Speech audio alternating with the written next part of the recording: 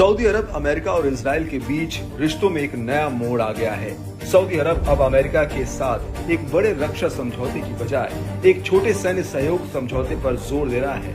या यूं कहें कि सऊदी अरब ने इजराइल के साथ संबंध सामान्य करने के बदले में वॉशिंगटन के साथ एक व्यापक डिफेंस डील की अपनी मांग को छोड़ते हुए अब एक सीमित सैन्य सहयोग समझौते पर जोर दिया है। ये जानकारी सऊदी और पश्चिमी अधिकारियों की ओर से दी गई है।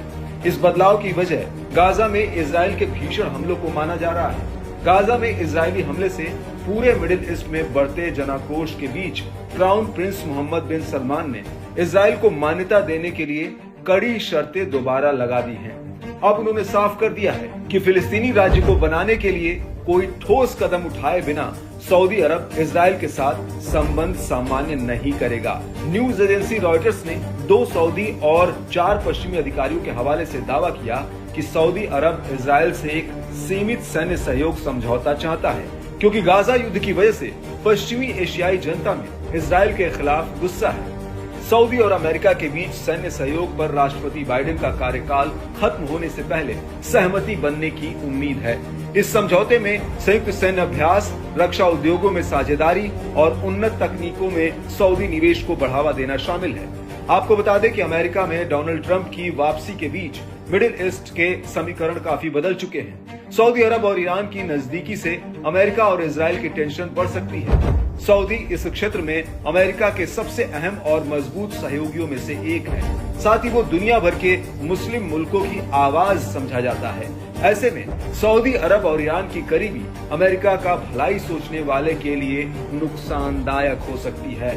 इजरायली पीएम नेतन्याहू सऊदी अरब के साथ समझौते को ऐतिहासिक उपलब्धि मानते हैं और इसे अरब दुनिया में मंजूरी मानते हैं, लेकिन हमास के 7 अक्टूबर के हमलों के बाद उन्हें अपने घरेलू गठबंधन से भारी विरोध का सामना करना पड़ रहा है। फिलिस्तीनियों को किसी भी तरह की रियायत देने से उनकी सरकार में मतभेद गहराने का खतरा है।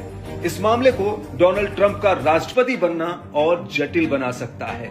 डोनाल्ड ट्रंप का सऊदी अरब के साथ करीबी रिश्ता है, लेकिन उनकी इजराइल फिलिस्तीनी संघर्ष को सुलझाने की योजना में फिलिस्तीनी देश का योगदान नहीं है।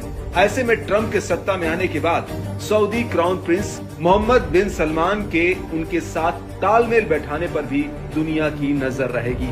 बता दें कि ईरान और सऊदी अरब के बीच बीते करीब 1 दशक से तनाव का दौर जारी था, लेकिन पिछले साल मार्च में चीन के कारण दोनों देशों ने तल्खी भुलाकर आगे बढ़ने का फैसला किया और कूटनीतिक संबंध बहाल किए। दरअसल 2016 में सऊदी अरब ने एक शिया मुस्लिम लीडर निम्र अल निम्र को फांसी की सजा दी थी, जिसके बाद दोनों देशों के बीच तनाव बढ़ गया। वहीं सीरिया और यमन के संघर्ष में दोनों देश अलग अलग गुटों के साथ खड़े थे, लेकिन हाल के दिनों में सऊदी और ईरान के रिश्तों में एक बदलाव देखने को मिल रहा है। अब ऐसे में कहना गलत नहीं होगा कि इजराइल के साथ सऊदी अरब के रिश्ते सामान्य होना अब बेहद मुश्किल है। सऊदी अरब ने साफ कर दिया कि आजाद फिलिस्तीन के बिना वो इजराइल के साथ किसी भी तरह का डिप्लोमेटिक संबंध स्थापित नहीं करेगा। ऐसे में सऊदी अरब की ईरान से बढ़ती नजदीकी अमेरिका और इजराइल दोनों के लिए बड़ा झटका माना जा सकता है।